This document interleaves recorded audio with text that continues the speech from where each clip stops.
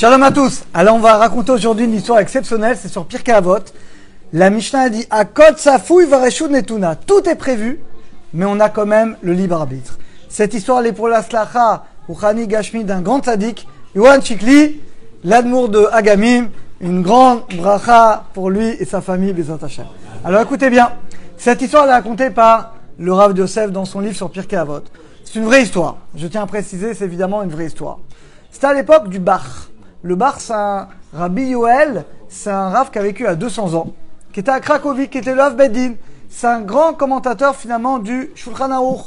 Et à son époque, il avait un élève et qui malheureusement était veuf, donc il lui cherchait une femme. Et à cette époque, il va se passer un événement incroyable. Qu'est-ce qui va se passer ? Vous savez, le pape à l'époque, il y a 200 ans, c'était pas comme aujourd'hui. Le pape, il avait un pouvoir extraordinaire. Il dominait sur l'Europe, tous les pays chrétiens. Il avait un pouvoir de vie et de mort. Les rois se prosternaient devant lui. Et ce pape-là, il était très très orgueilleux. Il a dit, moi, je veux construire un palais.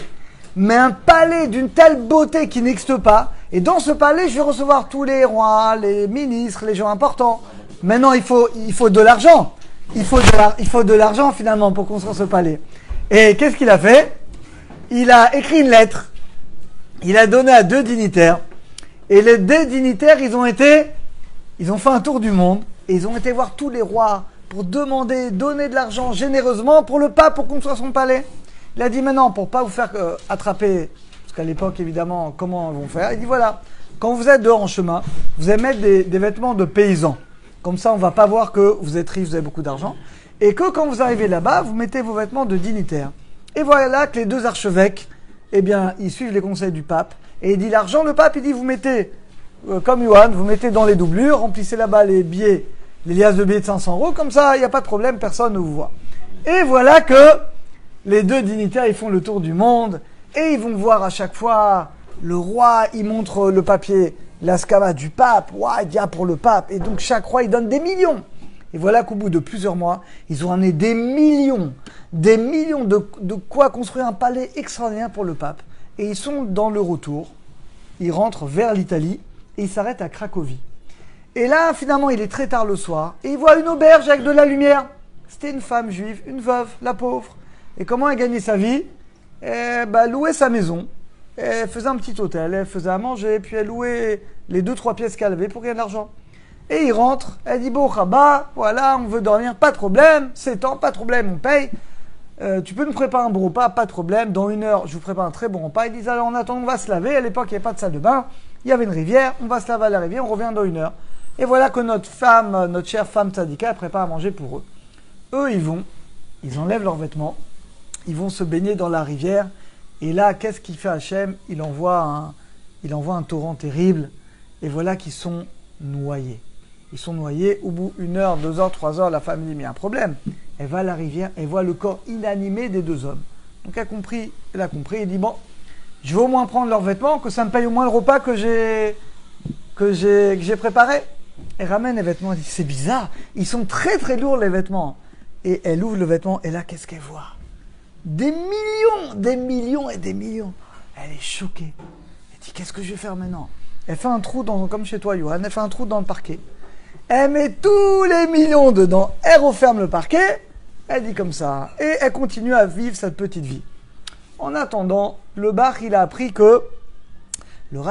qu'il y a une femme veuve qui est une tzadékette. Il fait le shidour, donc il présente son élève veuf avec cette femme veuve. Et Baruch Hashem, le shidour se marche bien et Baruch Hashem, il se marie. Le lendemain du mariage, la femme a dit, mon cher mari, je suis obligé de te dire un secret que j'ai. Je voulais pas te le dire, mais là maintenant on est mariés, je suis obligé de te le dire. Elle ouvre, elle lui montre. Elle dit quoi ? Elle dit, regarde, on est riche. Il dit, mais d'où t'as eu cet argent ? Elle voulait pas lui dire. Il l'oblige, raconte-moi. Elle lui dit, voilà, c'est 2 curés qui sont venus, etc. Elle dit, quoi ? Mais on n'a pas le droit de garder cet argent. Cet argent, il est fait pour l'Avodazara. Il est fait pour des papes, pour des curés. On n'a pas le droit de le garder, c'est du vol. Elle dit, mais tu rigoles. Elle dit, bah, écoute, on va voir mon Rav. Quoi ? Oui, mon Rav, c'est le Bar, Rabbi Yoel. Et il va nous dire quoi faire. Elle n'a pas le choix. Elle va avec son mari chez le Rav. Elle dit, voilà, il faut qu'on vous parle en privé. Et il y avait un élève qui était près du Rav. Le Rav, il dit, cet élève, c'est un tzaddik. Vous pouvez parler devant lui, il n'y a aucun problème. Et voilà qu'elle raconte tout, l'histoire. Et l'élève qui était devant le Rav, il était choqué par cette histoire. Il a pris à cœur cette histoire. Et il raconte tout. Tov, le Rav, il dit bon, c'est un problème, parce qu'effectivement, c'est de l'argent qui était destiné pour le... Il comprend que c'était pour le pape, en tout cas pour des gens importants. Il dit c'est un problème, maintenant vous l'avez, il ne faut pas tirer l'attention. Il dit regarde, vous allez donner tout de suite le maaser, vous allez donner 20%, vous allez distribuer aux veuves, aux orphelins. Vous allez prendre 30%, vous allez construire des synagogues, des maisons d'études. Et le reste, vous gardez pour vous. Et Hachem, avec ça, si vous faites ça, il n'y aura pas de problème. Et Bémet, ils font ça. C'est des tzadikim. Et ils distribuent beaucoup d'argent, ils construisent des mikvés, des synagogues, des choses exceptionnelles. Le problème, les amis, il va se passer un événement terrible. L'élève qui était avec le bar, vous vous souvenez? Il a tourné. Il y a toujours le libre arbitre, c'est ce qu'a dit la Mishnah.